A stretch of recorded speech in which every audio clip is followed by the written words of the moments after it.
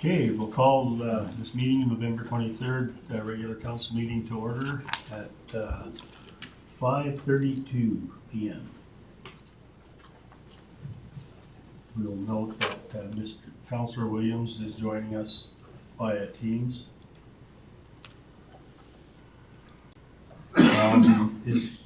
As far as the agenda goes, is there anything administration wants to add, or is it as is? No, your worship, as is, as presented. Anything else from? I'll just motion that. Wilhelm? I'll motion that council adopts the agenda as presented. Any further discussion? Not, I'll call the question. All in favor? In favor. Okay, that's carried. Now, we need to adopt the minutes of there's 4 different meetings. Can we make a motion on all 4 of them? Nope. Or we have each one individually? Okay, so, the regular council meeting on the 26th of October. Is there any concerns there? I'll make a motion Councillor to Prestige? accept the regular council meeting, October 26, 2022 minutes as presented. Any discussion? All in favor? In favor. It's carried. Council meeting budget discussion on the 26th of October minutes. I'll make a motion to accept the council meeting budget discussion from October 26, 2022 as circulated. Okay, any discussion on that? If not, all in favor? It's In carried. favor.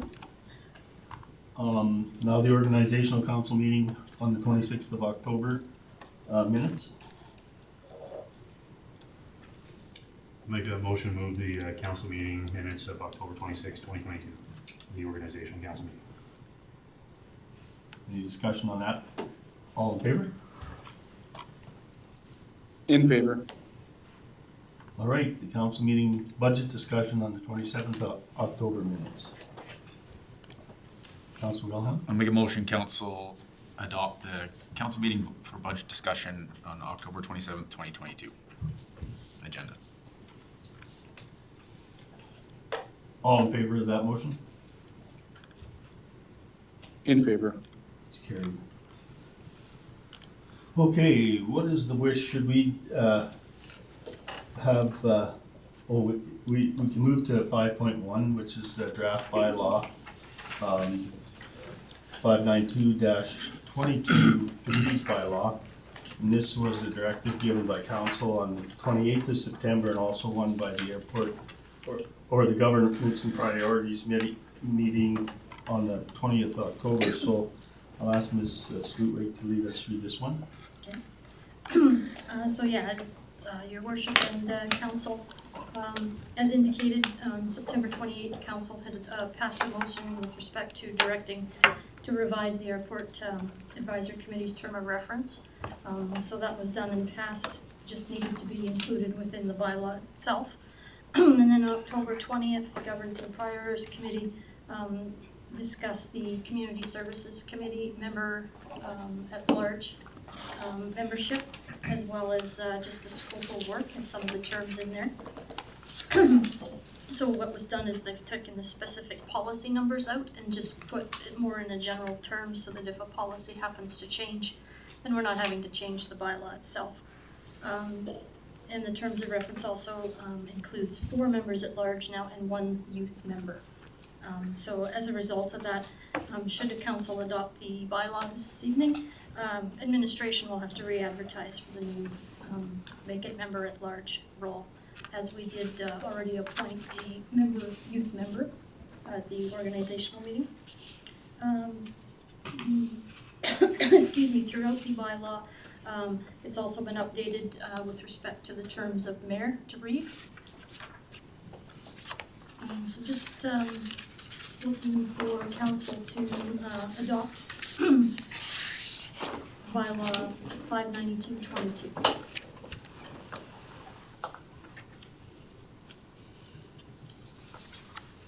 Okay, I guess the process here then would be to the council give the first reading to bylaw 592-22, committee's bylaw. Councilor Hong? Through the chair to administration, do we know that, or has the town been informed that we're making this bylaw change? Because I do believe that they've appointed several members to the committee. Are they aware that we're making this change to the bylaw? Yeah, your worship, they were informed when the council made the recommendation a month ago, yes. Okay. Okay, I'll make a motion that council gives first reading to bylaw 592-22, committee's bylaw. Is there any more discussion on that motion? I'll call the question. All in favor? In favor. That motion is carried. I'll move the council gives second reading to bylaw 592/22, committee's bylaw. Any discussion on that motion? If not, all in favor? In favor. Okay, that one's carried.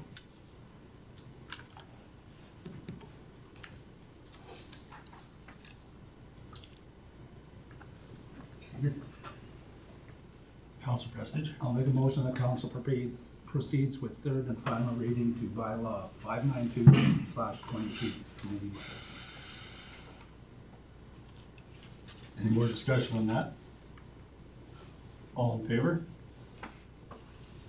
In favor. It's carried.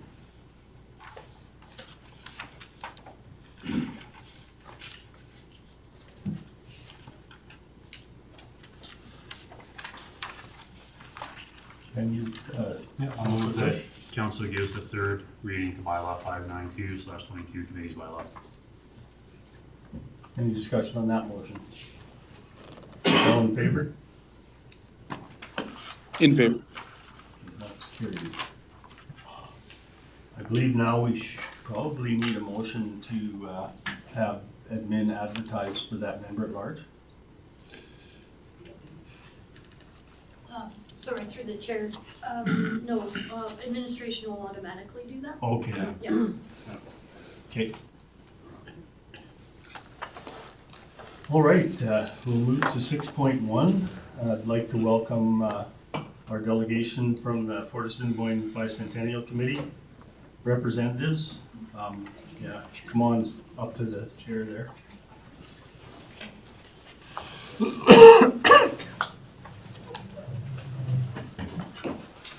Thank you guys for coming and making a presentation to council. Something that we were kind of looking forward to, so I'll put it in your hands then. I guess maybe first of all, we have some introductions here. The chairperson for the Bicentennial Committee is Mr. Klein. The two members that are in charge of the brigade portion are Mr. Quentin Olson and his wife Teresa Olson. If you'd like, we could introduce around the table here, just so you're familiar with everyone. Your worship, Gordon Frank, Chief Administrative Officer for Alaska. Nancy Schwint, Assistant to the CAO. Bruce Prestige, councillor for Blue Ridge. Dave Cush, council for Anselmo. I'm Peter Kilcoyne, councillor for Freeman River, Goose Lake. Jeremy Wilhelm, Whitecourt East. Andre Bouchan, Director of Infrastructure. I'm Andrew World, I'm Interim Director of Corporate Services. Pleased to meet you. And your counselor on. Councilor on. Your counselor Oh, on. yeah, we have councillor online. Yeah, Devin Williams, I'm just on by Teams, so I'm not there. I apologize for that, this is kind of a seance again. Okay, so if you guys would like to go ahead. Sure. Good evening. Thanks for having us here tonight. As you know, we've been working on this for the last few months, and looking at your agenda package, I noticed, I saw that you've got just about all of the information has come forward so far. So Bert has supplied you with just about everything that's gone on. But what I thought I would do is just give you some updates with the committees, and then I'd like to turn it over to Gwen and Teresa. They've got a large part of what's going on with this event, but their event is going to be a lot separate also. So I thought I would turn it over to them after that. So I'll just give you a little update on what's going on. So the committee right now, we've got about 12 different members. And I'll just go through the committee. So we have a committee that consists of the school committee and the Friendship Club. They're working on what's going to go on the first week. So that's the week of June 5th to 9th. The group there in the past through the Friendship Club has brought schools in to show them what's happened as life was in the past. What we had decided at our first meeting was our goal is to educate people on what happened 200 years ago. Fort Assiniboine is 200 years old. It was created by the Northwest Company and Hudson Bay, and it was the voyageurs that came through. So we want to have all these groups involved in what's going on to show them what life was like 200 years ago. We've reached out to our Indigenous partners through Alexander and through the Métis Association. We're doing our very best, trust me, to have them involved. So far it's been very frustrating, but we're going to do whatever we can to get them there, to show them that we want them to be part of our celebration. One gentleman that's done a lot of work through the committee is Ed Graham. He's the gentleman that has, over the last number of years, has showed people how to do the trapping and fur presentation, whatever. He's reached out to, I've been told, to the local Trappers Association, so he'll be bringing other people in. The event for those 5 days, what we'll be doing, we'll be bringing in schools from, not only from Fort Assiniboine and Barhead, but from all over the region, to show them, to educate the children today what life was like. So people will be dressed up as they were 200 years ago as the fur trappers, as the ladies working, doing canning, homemaking, whatever. What life was like 200 years ago. Far cry from them and their cell phones today, so I think their eyes will be open. Last summer, we had a group out from Barhead that had tentatively set up to go into Fort Edmonton Park. They came out there, and when they left, they said they learned a lot more with the volunteers that did the presentation at Fort Assiniboine than they would have ever done in Edmonton. So we're going to try and continue that same thing. The local Ag Society has been involved. James Aiken is part of that. And on top of our 200-year celebration, next year will be the 50th anniversary for the Fort Assiniboine Ag Society. They're planning on doing their Hamlet Hoedown as they've done in the past with some added amenities. It's been a number of years since they've had a large evening entertainment. There again, because of costs with insurance and everything else, they haven't been able to do that. This year they're planning, tentatively planning on bringing in some evening entertainment, having a dance and things like that. So it'll be an event similar to what was done in the past with breakfast, the parade, everything.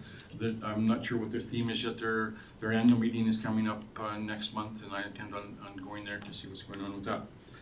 The Fort Assiniboine Legion is planning on doing something on the evening of July the 7th. So the 6th, 7th, and 8th and 9th of July, we've set up events through going on at Fort Assiniboine. The Legion stepped forward and they're going to be bringing in some entertainment for those people that come early, so we can have something for them to do on that evening. The next day will be when the brigade comes in. I'll let these guys fill you in on that right away. But part of that brigade will be when they come into Fort Assiniboine, they need a place to go. For those of you that were involved in the last one we did in 2017, we had really good participation with Alan O'Brien, who owns the marina just east of the fort. He's on the committee and has bent over backwards to help us doing planning. Anything we need, he's there. The people that have sites at his marina, it's like a little town on its own. This past summer, when we did the Hamlet Hoedown, and Alan volunteered to come forward to do the breakfast. He went throughout his little town down there, and they did a tremendous job. And he's basically telling us he's going to do the same thing again this year with his residents down there. So I know we're going to have good luck with those people.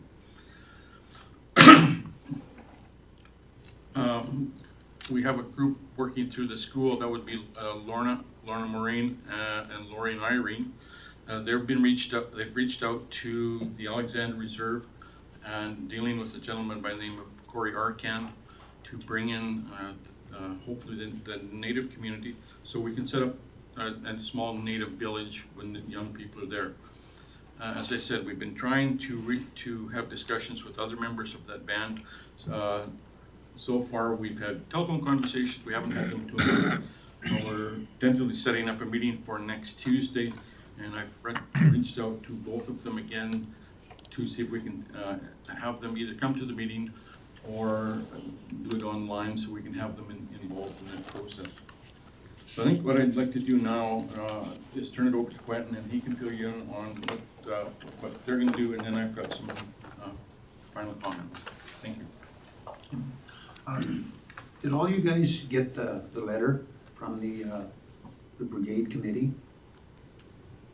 You all got that, so, yeah, so that's basically what we're about, is we're doing this brigade to start at Whitecourt and end in Athabasca. And the whole idea is, first of all, we want their people there to have fun.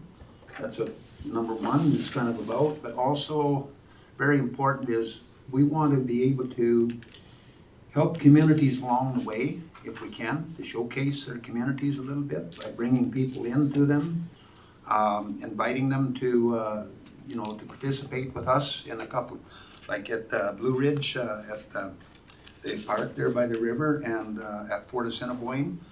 We want to be able to have some local people get a chance to actually paddle in some of these big canoes with experienced people, so that they can do that. And so our whole idea is all along the way, we want to go to, like at Smith, just got information from Peter to contact people there to help them promote it, celebrate, and on down the river to the town of Athabasca, and hopefully can do the same sort of thing there. I guess what we want to do, I know one of the big messages from the Canadian Voyageur Brigade Society is we want to see if we can get younger people involved, and to show them that how much fun it can be and what they can do. And it's not a huge, not like attending hockey all the time. It doesn't cost you thousands of dollars, You can do that sort of thing, bringing people together. I know Teresa and I, I'm the land guy. I'm help with moving camps and stuff. Teresa's a paddler, but I know, like, we've been on 4. This will be the 4th one coming up now, and it's just been a real hoot to be able to do it. The involvement from local communities has been really great. Like this summer we did one on the Peace River. Started just inside the BC border at Clayhurst and to the town of Peace River. And all the little communities along there were just so inviting and open to us, and glad to have people come. I mean, 2 years of COVID's probably helped that too. But, at the same time, I guess that's what we're about. We want to be able to do that. And one of the things we're asking here too is, if we could, is to be able to camp 2 nights at that little park there at Blue Ridge by the lakes there. And so that, I know as one of the members of the ground crew, the less you have to move camp, the nicer it is, because it is a lot of work. So what we'd like to do is be able to stay there 2 nights on the, I believe it's the 6th and the 7th of July. And then the next 2 nights will be in Fort Assiniboine. So that's I guess from us for that part, that would be a request we have of council. So other than that, I'm certainly willing to answer any questions if you may have them. Yep. Yeah, could you share with us the significance of the Athabasca River and that historic piece? Yeah, for sure. I don't know, like, some of you may be aware of it, but like at one time, Fort Assiniboine was a main center of mail travel across Canada. It was called the Columbia Express, and it operated in the early 1800s.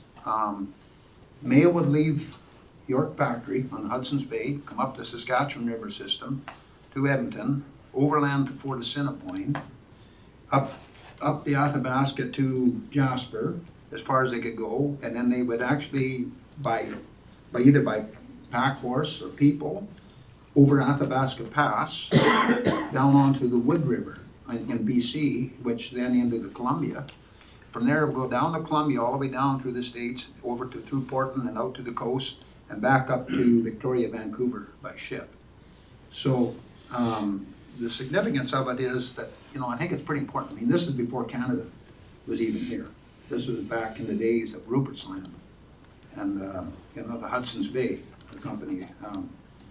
So I think the significance of the river and the hamlet, I think is very important for us to build on if we can. And I don't know if many of you are aware of it, but the reason why that Columbia Express, why it ceased to exist, does anyone have any idea why that would happen? What would come along that would replace it? The railroad. Well, a lot of people guess that. It's actually when the Panama Canal was opened in about 1860. The ships didn't have to go all the way around South America anymore. They could go down around through there and then back up the coast. So like it is, when you think about it, there was Northwest Company at the Fort Assiniboine area before that, back in the 1700s. So when you think about it, when Napoleon was fighting the Battle of Waterloo, stuff was going on there already. So it's kind of a neat way to put it into a context of time, I guess. So anyway, that's a bit about it and the history and what we'd like to do, because the river was it was the highway of the day. And that's part of our goal, is to try to join the communities along it to, just to bring them together and see if it can help boost them a little, I guess. Officer Prestige. Through the chair to administration, to do the camping at the Ridge Rec area, is that gonna pose any issues? Well, your worship, to Councillor Prestige, I know that we have a day use area, but again, it's administered by us, so depending on the location where they want to, we can accommodate it. Can I help you a little bit there, if I may? What we'd like to do is, where your little lakes are? Mhm. Like, most of these people, they bring little pup tents. That's what they sleep in. So, and there's some camping and that, but we could do that out there. But what we'd like to, if we could, is to be able to locate them in around, like those lakes. The North Lake. The North Lake in particular. Yeah, because there's enough spots, I know Teresa and I walked through there and kind of scouted it out. So I guess if we could do that, like it's a one-off thing, that we like to do, and it would put us right there, so that we can do like our people in boats on those little lakes to have, so it makes it a lot easier. And then I'd like to add too, by not using the actual parking of the day use, that way when the public comes to wanna get in the boats with us, that's a place for the public to park too. Yeah. Whereas we'd have Yeah. all our people ideally around the North Lake. The South Lake doesn't have enough flat ground. Yeah. To really camp on the water. Yeah, exactly. You can end up in the waterbed, yeah. But we probably use both lakes, so we can have big boats in each lake Yeah. and get as many people the opportunity to paddle with us. I don't believe there's any restrictions for us to do that, and we would check our lease, but Sure. I'm sure Alberta Parks and Environment would be accommodating as well, Well, because this is a special. And one thing too, I just want to say about the group. When we leave, you won't find a gum wrapper around, like And these if people, They'll pick up what others have left behind. Yeah. They're pretty Yeah, they're very conscientious. conscious. These are people, like, I know in the letters, it said like about, from all across Western Canada, more than likely across Canada. Like, we were on a meeting with the there, and like people are still pumped from 5 years ago. And 5 years ago, we had somebody from England, somebody from Germany Yeah. paddling with us. So you're probably gonna see the same type of people. And just a good exposure, I think, for it was pretty cool actually being part of it, to just see the response from across the country. And I paddle with people from the States too. Yeah. It just, I think it depends what the borders are doing, but. Yeah, I think, I, because I've been sitting on the committee, I appreciate the fact that it's helped me do some of the work outside of, what you guys are trying to accomplish, and that is that connection of the communities. Because we're just in the process of, trying to reestablish our rural economic development associations. And so I've got to have conversations with a lot of those municipalities that are there. And it's that connection, I think, that really helps. And I think if we can, as Woodlands, in some way support that, I think it will be a really great event. And if I may too, Peter, like this past late summer and fall, like Teresa and I spent a lot of time on the road. Peter, you and I went one day there, and the reception we received from people along the way, like the fellow at Chisholm, the private owner of the good access, and oh yeah, he says, go ahead. He said, even if I'm not around, go ahead and use it. You know, like it's just been really so positive, and little gems that we've discovered along the river, like at between Blue Ridge and Fort Assiniboine, there's a fellow. He lives in Barrett County, but he owns some property right on the river. He's got like a little hotel right there. You wouldn't believe it. Like, and he's offered this for us to stop for lunch there between when we travel from the fort to, or from Blue Ridge to Fort Assiniboine.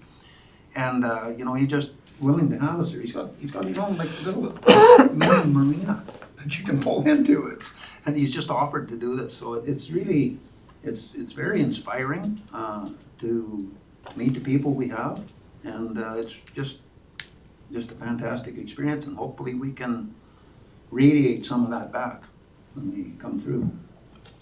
Okay, so Dale, Yeah, no, I'll last just finish words? then. Yeah, as I said, the committee, it's all volunteers. We're doing the best we can. And I want to thank Peter and Bert for all the help they've been over the last 3 weeks, or 3 months. Bert's been doing whatever he can with the Northwest Company in Hudson's Bay. They're hard to get anything back from, but we're going to keep working on it. The same with our Indigenous partners. We're going to do our best to have these people involved. On the 8th of July will be our big day at Fort Assiniboine, and we've already reached out to the different dignitaries that were there last time. Hopefully we can get them back. You know, when you come into Fort Assiniboine, you know, and I wasn't sure what it was like in the canoes when they come in, but I can just imagine when you come into Fort Assiniboine down the river and all you see is people along the banks. There was about 1,200 people there last time. From our community, if we can do something similar to what was done last time, it will make our community proud. I think it'll make the county proud. We have to do whatever we can. Now it's going to be my request. We need your help ASAP. At our next meeting, we're going to have to start making financial decisions without knowing that we may have something coming from the county. As you know, we've reached out and applied for different government grants. We're not sure when we're going to get them. We can't wait that long. We're going to have to start booking entertainment and different things like that for this coming year. We're 7 months out, but for some of what we have to do, we have to start making decisions now. We're tentatively planning on a meeting for next Tuesday night. Decisions will have to be made at that time. I'm hoping, and I know you gentlemen have already had discussions re budgets. Anything you can do to help us would be appreciated. The Friendship Club at Fort Assiniboine has a small account designated for other things, and you should all know that because a lot of the money they get comes from here. They won't be changing their plans for something else because then they have to rob Peter to pay Paul. We can't do what we need to do without your help. So as soon as you can make some kind of a decision would be appreciated. Thank you. Please, CAO Frank. Just, Mr. Klein, just for administration's sake, and just to clear up, you're asking for a $75,000 seed money or grant money, depending on whether or not you receive other grants, and I believe council is aware of that. And your installment or sorry, you're asking for some seed money. Would it be possible for January 1st, would 2023, or are you asking it in December of this Well, year? As I say, our next meeting, we'll start making decisions. I don't know if 1 month's gonna make much difference, but the sooner we have the money, if we have to put down deposits on things, the sooner the better. Yeah. Right? The only, and I'm just from a budget perspective, yeah, the we understand. 2023 versus 2022. Yeah. So then the next question, and again, this is a decision of council, if we were to provide you seed money and a portion of that this year, let's say 25,000, and then once you've expended that, we're already into January, February of next year, and we can forward the rest of the money. Would that be No, acceptable? That would be perfectly fine. Okay. As I said, we just don't wanna rob Peter to pay Paul. And if I can add, like, we've got people holding dates for us already. Yeah. We're talking about a Saturday night, second week in July, wedding season, and if we're gonna have a caterer, you know, we have to be able to put some deposits down. Especially for this size of the event. Would 25, and that's the question, would I'm 25,000? thinking that would be good for now, for Okay. sure. Okay. Okay, well, I guess we kind of know where your guys, you're at, we know what your ask is. So you know, we don't make any decisions at this point, but I'm sure that we'll probably have this on our December 7th agenda, so really appreciate you guys coming out and giving us the lowdown on this, and I'm hoping that it's gonna be as good a success or better than the last one, so thank you very much for coming You're in. gonna be in the boat. Without a life jacket or with? Doesn't matter. I don't care. Your choice. Thank you, guys. Thank you. There's a- Counselor Preston? I'll make a motion that council accepts the Fort Assiniboine Bicentennial Committee update as information. Any more discussion? All in favor? It's carried. Thank you very much. Thank you guys. Thank you. Thank you.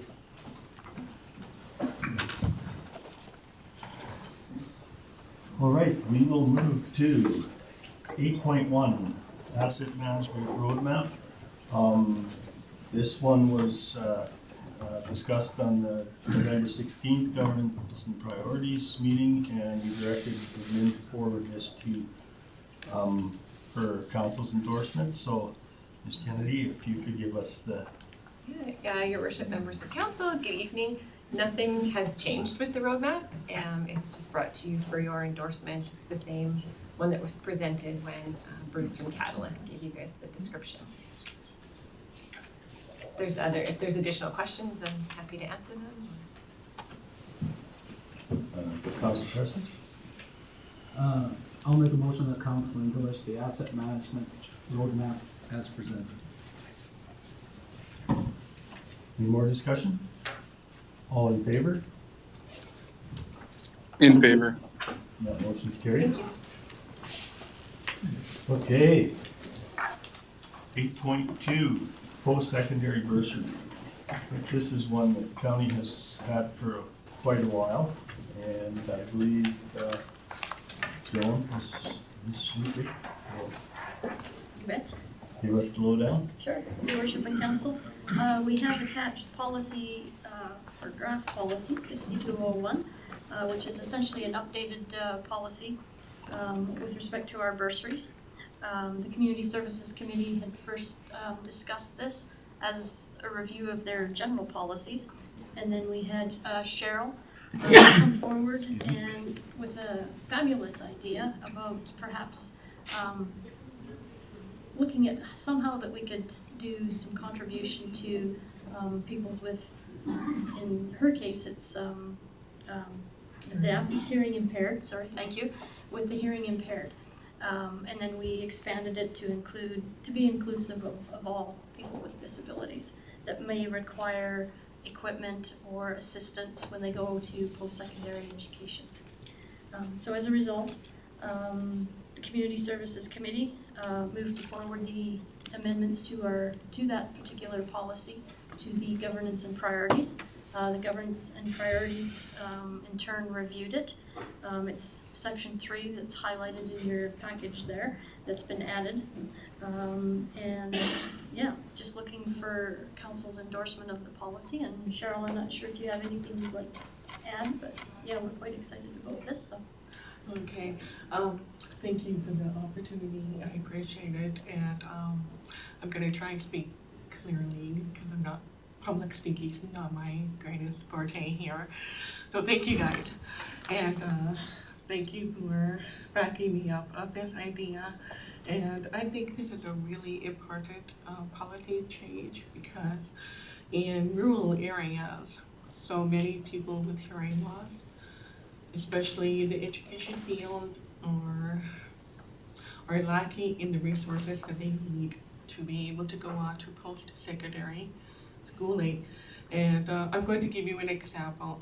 I did an academic paper during my course at Lakeland College on the differences between rural areas and urban areas and the opportunities for resources for the people with hearing loss.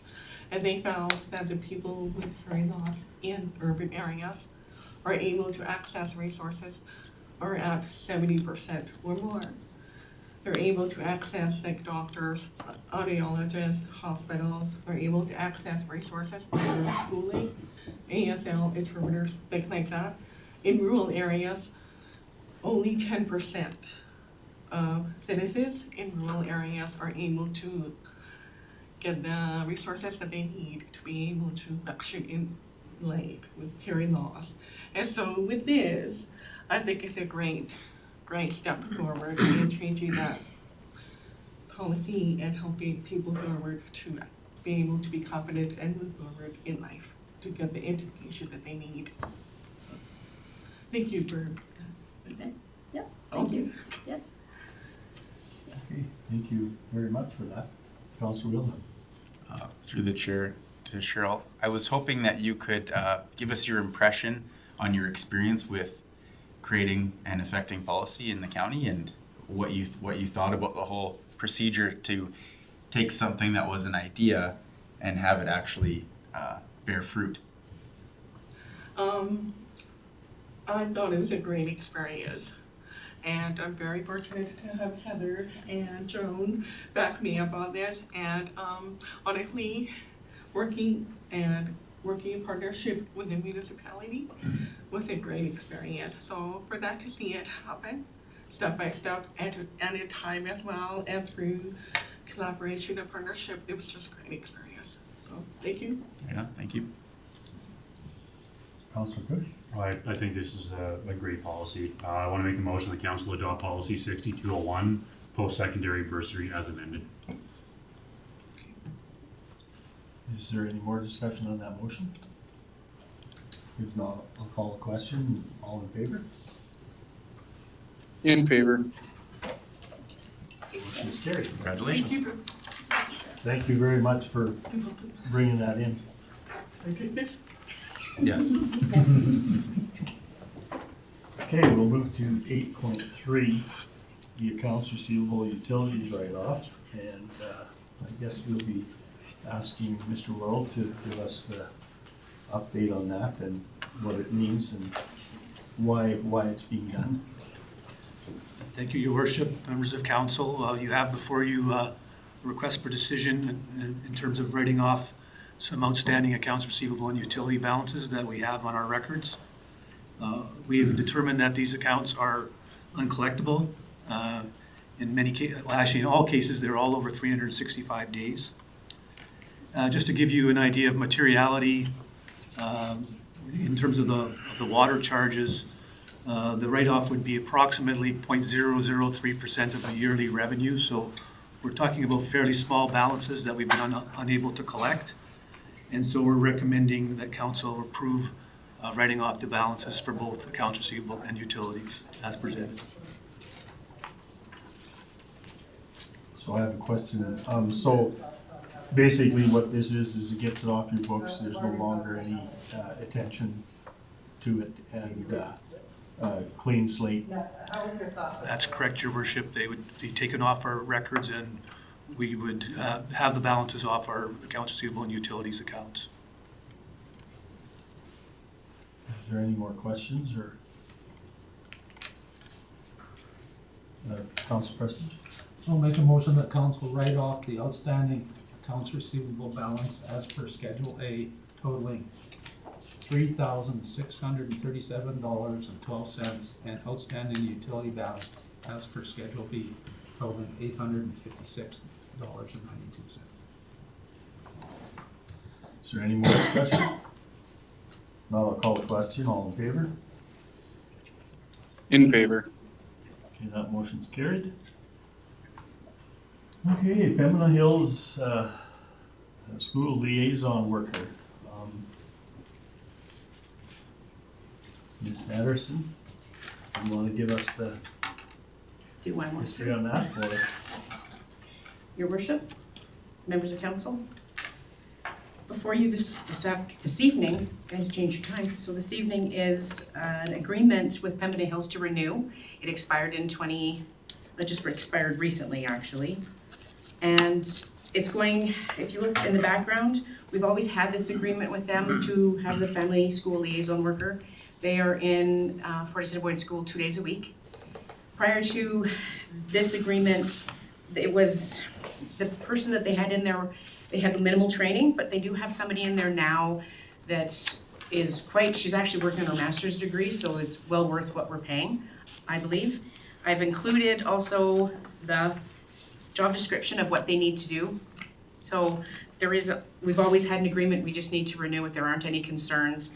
And Pembina Hills has given us, previously it was a 2% increase up to a maximum of 21,000. Council made that motion, I believe, in the last agreement, but Pembina Hills is now saying they're happy with $19,892.97 per year for the next 3 years. Okay, is there any questions or discussion on that particular? Okay, what does the liaison person do? What is their role? They work with the students, they provide counseling and with families as well as the students. Okay. If you, on their job description, just to give you a highlight, where is that here? They talk about the purpose of it, they support the school staff, the scope of the position, they provide services to children, youth in the schools they work with, and they work with all kind of partners to liaise so that the kids get the best kind of assistance that they need in counseling services. They used to call it a coach.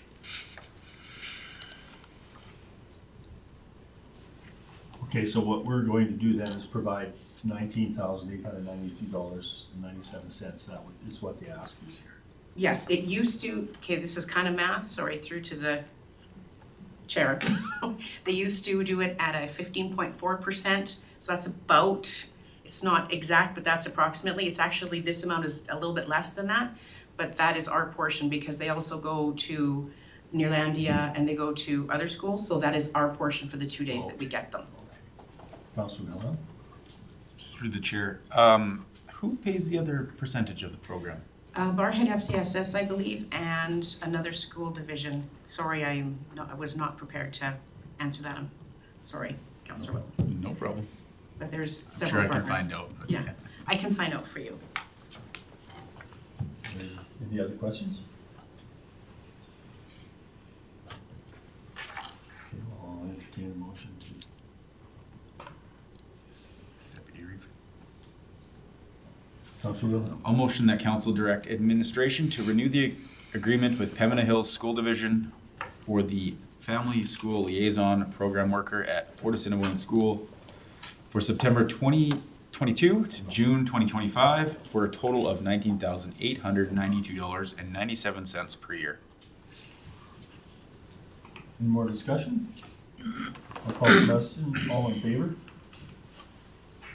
In favor. Motion's carried. Okay, we will go to 8.5, draft policy 6211, low income benefits program. And This was one that we had at our G&T, so I'll let Joan lead us through this one. Sure. Okay, through the chair to council, we have got attached draft policy 6211, low income benefits program. This is something new.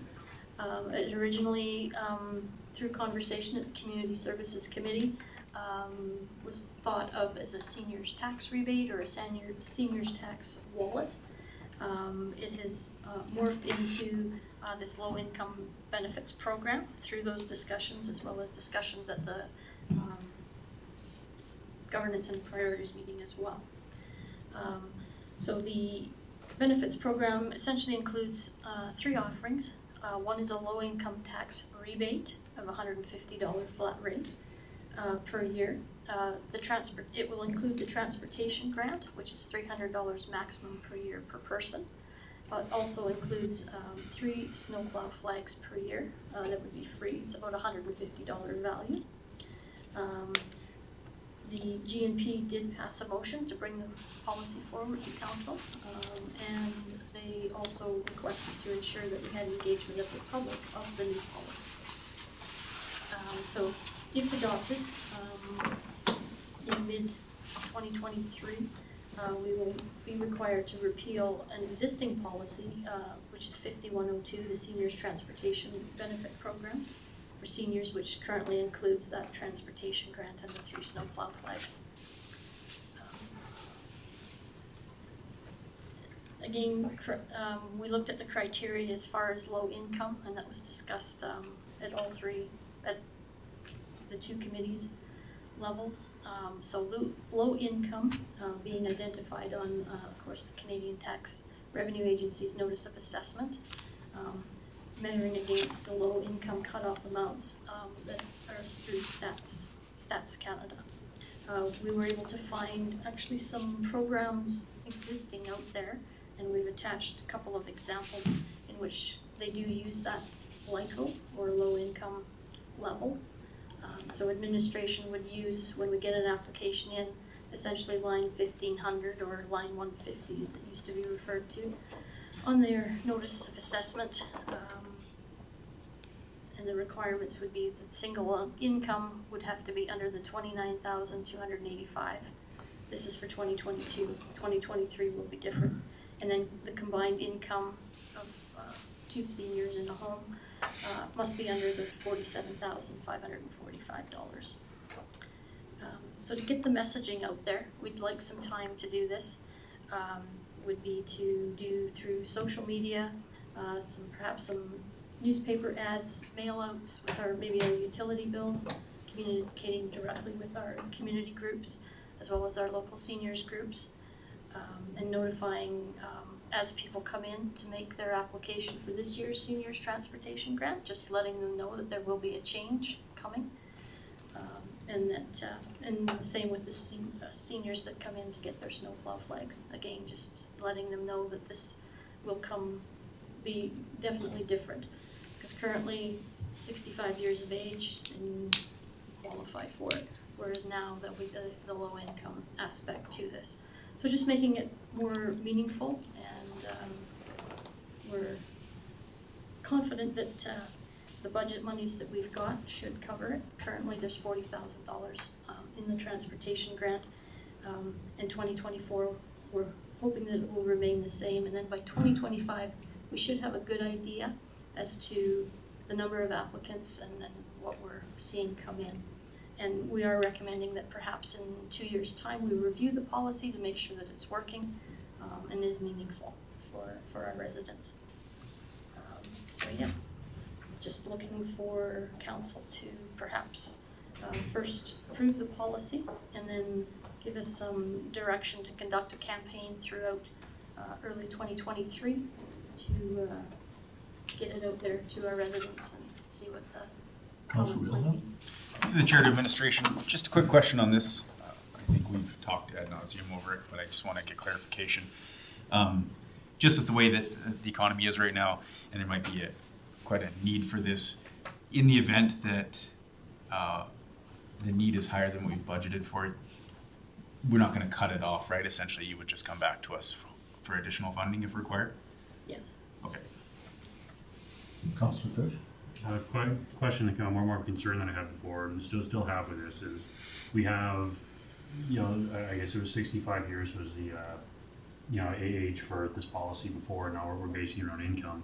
How many people do we have that qualify for the program and are currently utilizing it are gonna be above, do we have a number gonna be above that threshold that are now gonna end up being impacted financially?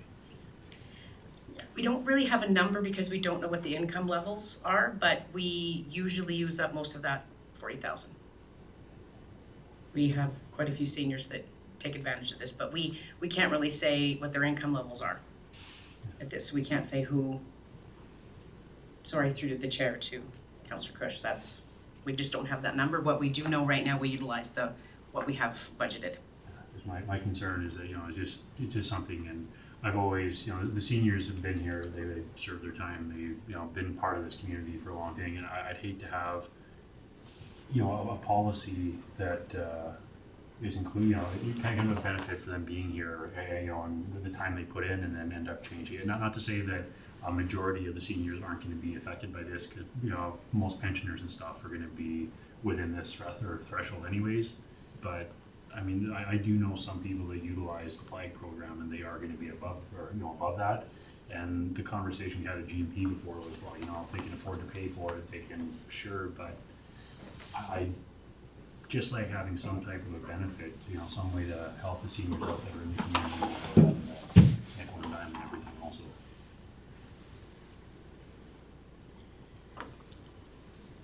Just my 2 cents. Okay, through to the chair to Councillor Kush.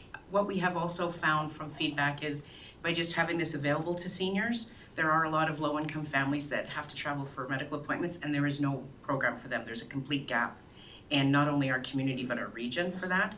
So by taking this down to being the low-income levels, and they're actually higher here in Alberta than what they are nationally. So these numbers are still relative, I think, but that's kind of what we were thinking of, is that this actually opens it up to more people in our community. You just have to demonstrate that you have a financial need. So that's where we were thinking that there were gonna be some seniors that would be affected by this and they could use, but if they're at a certain income level, then this opens it up to everybody, all residents. Councillor Miller? Just to comment on Councillor Cush's comment, I guess. I mean, I think in the end, if we get into that situation where we've created a gap where there's some seniors who potentially will get missed from this, we can still adjust the policy in the future, right? This was an attempt to create a big of a blanket as possible, I believe. Yeah, your concern makes sense. I totally missed that, but I'm hoping this catches everyone. I mean, I guess, my 2 cents is, as well, is I think that if we find that there's some pushback in the future, we could review that policy and say, hey, maybe our threshold should be a little higher, or, we don't have any data to understand it yet. So I think that would be my input to that discussion. Councillor Prestige? I'll make a motion that council approves policy 6211, low income benefit program effective July 1st, 2023. Is there any more discussion? I'll call the question. All in favor? In favor. Motion's carried. And I guess we need motion 2, Councillor Miller. I'll motion that council directs administration to conduct a campaign throughout early 2023 to inform and advise the public of the new policy 6211 low income benefits program and changes that will result in the policy coming into effect July 1st, 2023. Is there any discussion on that motion? If not, I'll call the question. All in favor? In favor. That motion's carried as well. I guess then we'll go to 8.6. We missed the Councillor appointments to the Emergency Management Committee, so I guess maybe what we should do is we'll give this to Mr. Frank just to.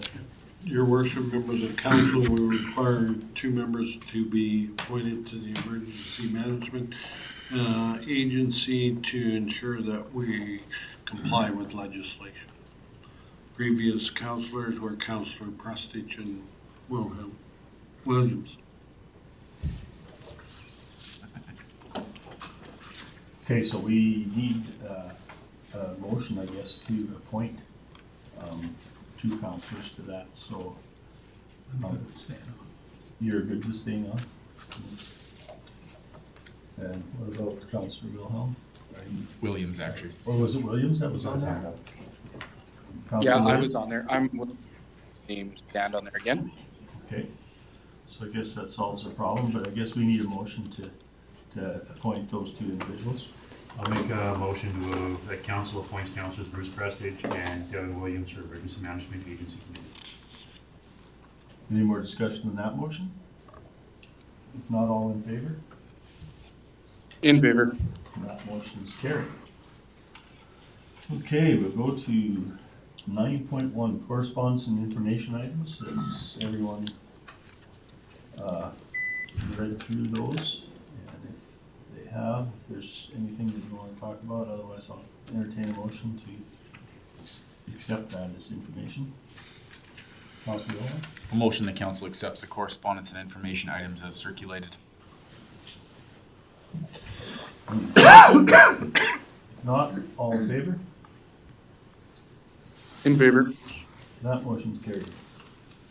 Okay, we'll move right on to 10.1. Council reports and questions. Start with me. I guess I'll start with Councilor Wilhelm. Alrighty, well, since our last meeting, let me check the last date. I did a few things. We had the trunk and treat program on October 30th. We might have talked that at the last meeting, but anyways, I just want to bring it up again. It was a great success. We had 1,200 bags of cotton candy that we didn't think we'd be able to give all of them out, and we gave them out well before the time was up. And we just lucked out that the rain rolled in right as we handed out our last piece of cotton candy. So it scattered the crowds and sent everybody home. So we didn't have to be Grinches by not giving cotton candy out to the last few kids that were there. So that was a good time, and really well organized by Bert Roach. Had the fall RMA convention from the 8th to the 10th. We had a really great time there. Some good team building with our council and administration, and had some meeting. I thought what was a fantastic meeting with the new municipal affairs minister, Minister Schultz. So, I thought we had a bit of success in that meeting with her, and built a little bit more of a relationship. And other than that, I think we had a government's priorities meeting last Wednesday. I covered a few good items, and I've had, other than that, a pretty quiet couple weeks. Any questions for Councilor Wilhelm? Councilor Prestidge?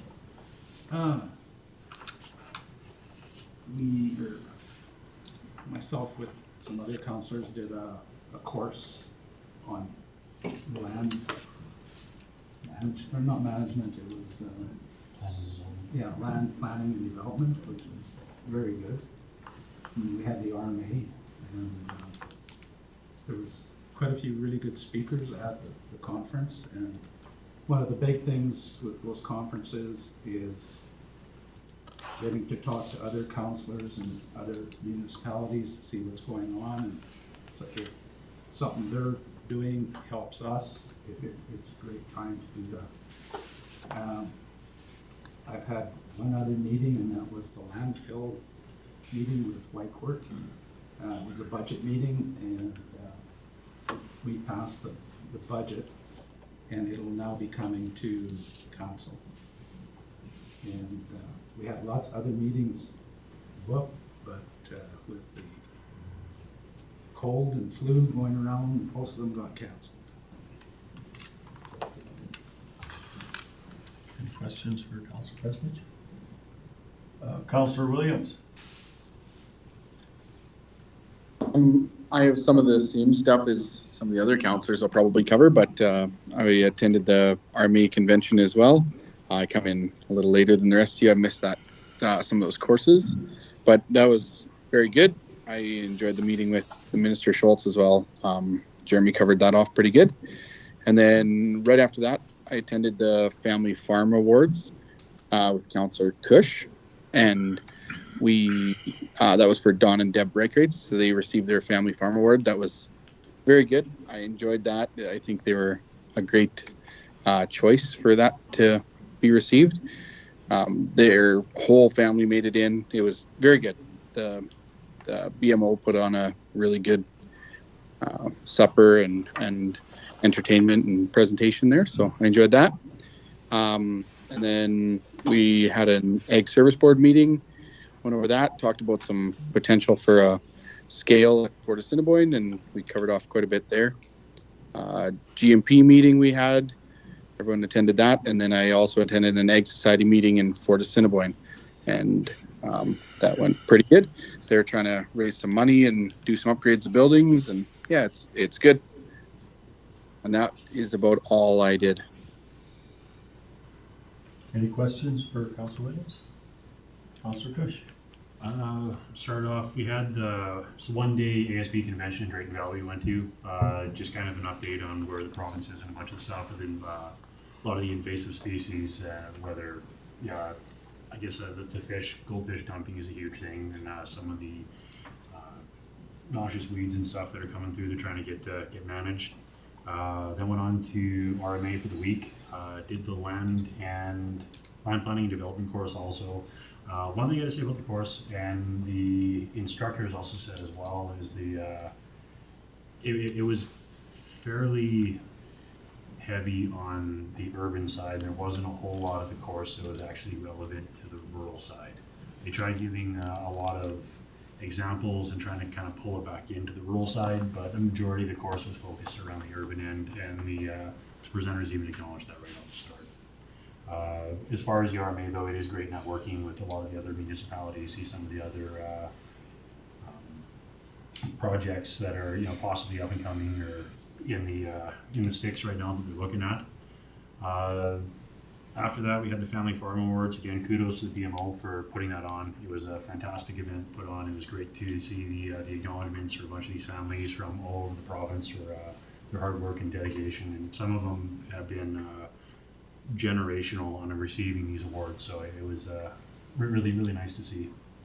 Salma Hall there on the weekend after that, we had the 35-year anniversary of the current hall. Very well attended event. Just about sold out. Really live band, music, whatever, good food. Can't say anything else good about that. It was an amazing night. Had our ASB Ag Service meeting again this week. Big thank you from them. Their grant application from the county was accepted. They've gone to look at revamping their kitchen. It's been I think probably been there for 35 years, so it's definitely time for an overhaul. It gets used by a lot of the community groups and weddings and everything there. So having that a little bit more up to date is definitely going to help it out. Whitecourt Library Board had a meeting there. Got to meet a bunch of the new members at large that came on. More just getting everybody kind of up to speed on where things are at and what the policies of the library are. We had my first landfill committee meeting again with Bruce there.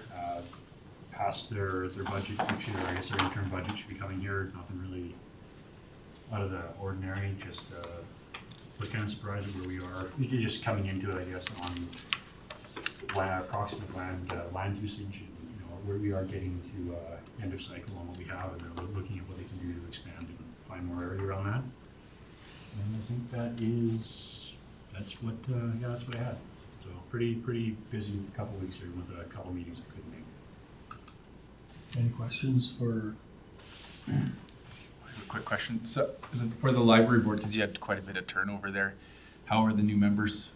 What's the pulse? Again, it was just a first meeting, so a lot of it, they got a great big binder of policies. Oh, okay. So it was where you see everything that's kind of entailed, and everybody's eyes open up. Yeah. We're still short, I think, one member at large, and there's a couple couldn't make it just with illnesses and stuff going around, so we got another one coming up again in a few weeks, and get back to running the library. Right on. Okay. Yeah, I'll give my report.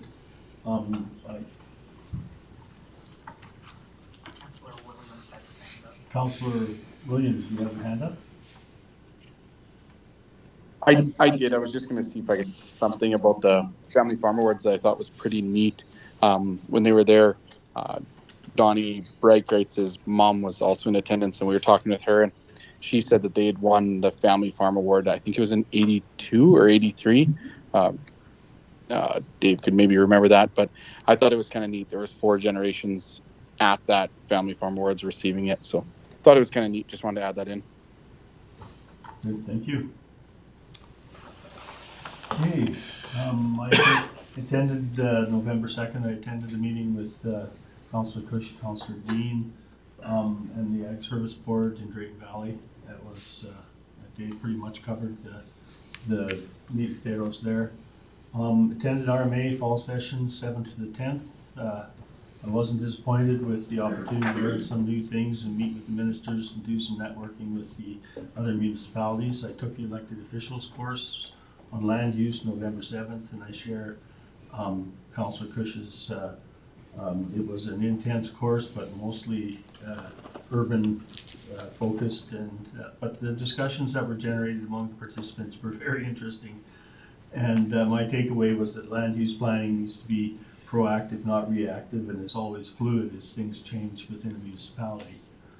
There will be a lot of work for us to do as we revisit some of the things in our area. It will definitely help me in my work on the Municipal Planning Commission. On November 8th, Rick Hillier, former commander of our Canadian Armed Forces, spoke to us as a keynote speaker. He spoke about leadership, courage, dedication, and how one must lead by example. He shared some incredible stories of commitment of troops and the level of intelligence of our troops and how well all these individuals can learn from each other. I came away from that understanding why integrity, commitment to our team, and doing the best we can all the time is so important in a leadership role. On November 9th, we participated in a very long resolution session, and the resolution that we were most concerned about was making it to the minister's desk was to clarify the legislation on what capital infrastructure can be within municipal agreements and core services. The resolution, which was made by Brazeau County, was supported by Woodlands County, and it did pass. And I feel we may have lost it if it had not been excellently explained by Ruth Burrows. During the breaks in hospitality, I took the opportunity to meet with some of the other counties. Included were Yellowhead County, Big Lakes County, County of Lac St. Anne, MD of Lesser Slave, Town of Westlock, and we talked about a number of regional opportunities and the possibility of helping reposition our Regional Economic Development Association into a useful entity which will help with regional economic development in the future. Had some very interesting discussion with Mackenzie County councillors on some creative ways of having that happen. We were pleased that Minister Nate Horner had announced that the government of Alberta was going to fund the REITs again for $125,000 for the next year, which was very, very important for our organization.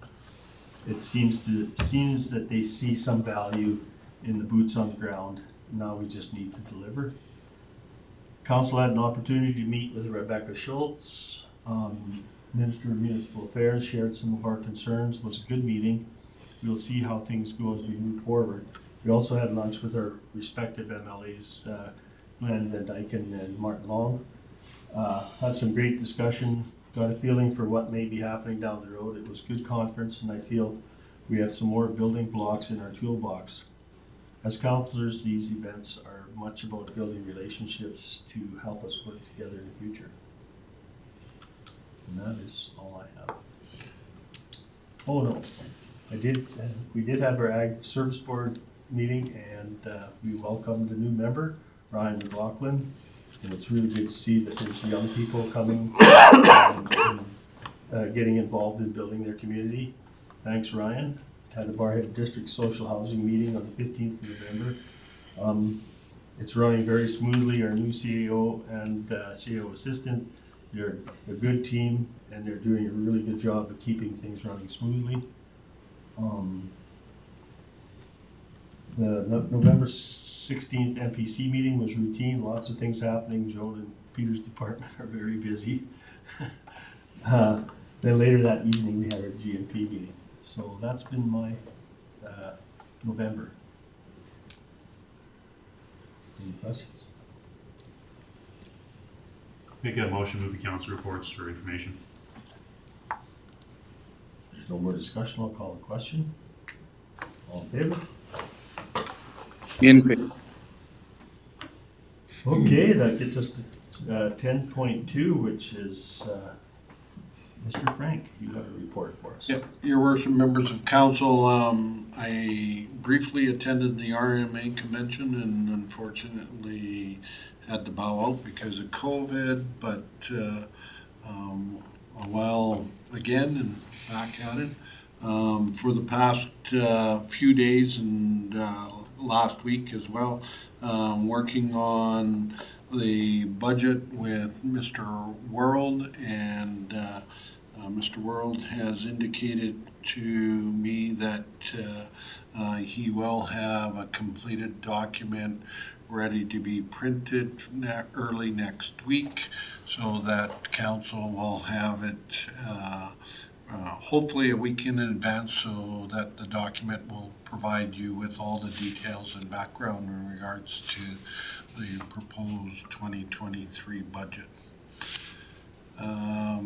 The other thing is still working on the ICF agreement, however, still committed to having a draft agreement ready to be forward to council, but either by December 7th or no later than December 21st council meeting. And we are anticipating on having 2 council meetings in December, even though your policy says that there's only one in the month of December, but that's because we only had 1 meeting in the month of November. So we're taking advantage of that, plus we wanted to pass the budget. So just so council's all aware, Mr. World's last day with council meeting. Mr. World will be still working up until next week, and then he's off for the month of December, but has extended working with the new Director of Corporate Services, Victoria Chan, when she comes on board on December 7th. So I will be running through the budget, and Mr. World has guaranteed me that he'll give me detailed notes so that I can hear, and we have been having several lengthy discussions in regards to the budget. So, and Ms. Chan will be at your December 7th council meeting as her first day of work. And that is all I have, Your Worship, members of council. Any questions? I got one question to Mr. Frank. The ICF that you are planning and presenting to council, is this going to be one that's jointly agreed upon between us and the town, or is this still us trying to do one that works with the arbitration rule while they're still kind of playing outside? The agreement, the proposed agreement shall be subject to both parties agreeing to it. I'd go into, we can have a quick discussion in closed session in regards to further details, but it would be presented to where both parties would agree to it. That's the intent. I guess my question is it something we were working on jointly with the town on this one, or is That is correct. We are. Any more questions? I'll entertain a motion then to accept the CAO report as presented. Make a motion to accept the CAO report as presented. All in favor? In favor. Okay, that one's carried. Service tracker monthly report. Are there any questions on that? Councilor President. In the Division 5 Bursary area, there's 8 requests, 7 of them are on approximately 1 mile of road on the old Blue Ridge Highway. They come up every month. Is there nothing we can do to change the results on that road? Through the chair to Council Prestige, we will endeavor to improve service in that area. Because in the whole Blue Ridge area, this is the only one really that we get requests on. So, we've got to do something to improve that. It does, through the chair to Council Prestige, we know that that road's an issue. There is a lot of fast traffic, heavy traffic on there, so we're trying to address it. Your worship, just for my information, Township 594 is Trestle Creek? Is that the? Connor Creek Road. Councilor Mellon? Just want to make 2 comments. One, I think this is the first time ever Whitecourt East wasn't the highest amount of requests on this thing, so very proud of that. And 2, I just noticed that the percentage of the amount of requests being submitted to staff seems to be going up as opposed to being submitted on the website. Is that, do we think that could potentially be a usability problem? Like people are using it less and less because maybe the interface, is there difficulties with the interface? I want to throw that out there as a question. And then secondly, thirdly, for the other counselors, I see you guys have been putting stuff in for the residents. Do you guys ever try to direct them to the website to put it in themselves, or are you doing it for like elderly members that maybe don't know how to use the website properly? Through to Councilor, I know when with me when I put them in, if I get somebody calls me and they have an issue or whatnot, a lot of the time they're already frustrated as it is. I just take the information and put it through, gets the request off, gets it done, instead of telling them to go back and sit in front of a computer. But that's just my end how I do it. Okay. I was just wondering. I did definitely do point in the direction, show where it is. I know I've had other residents kind of ask because they've had just recently having issues trying to find it.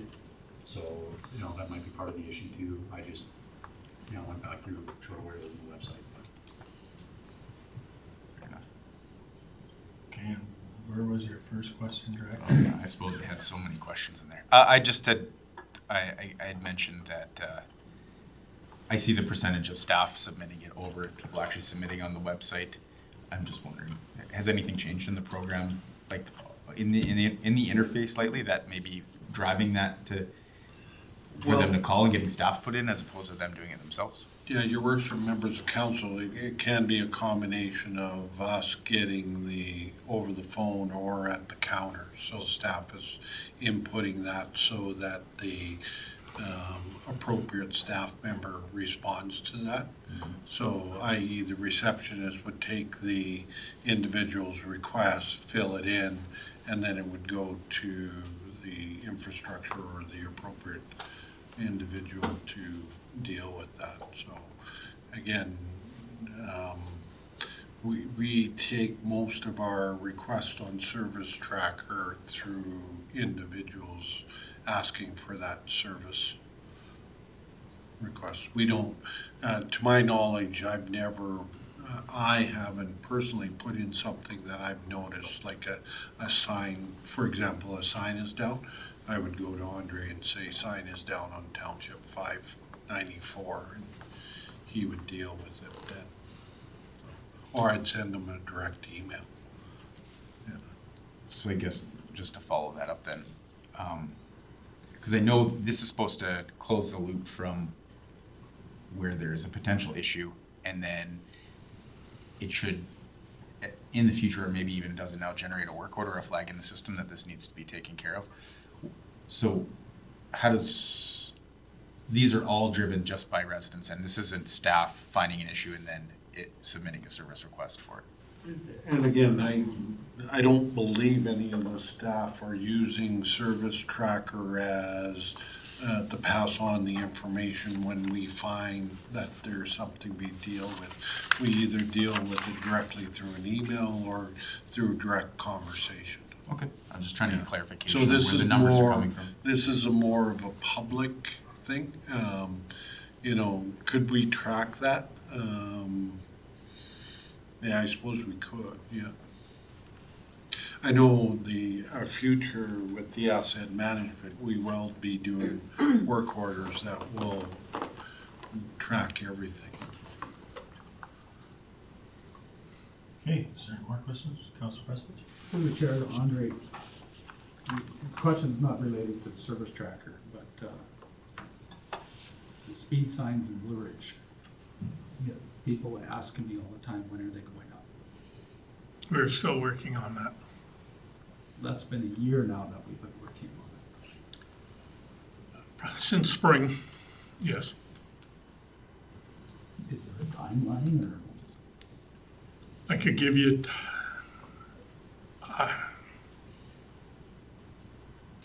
Or what is the holdup? the holdup has been getting some of the training done. I will commit to getting it done by the end of January, definitely.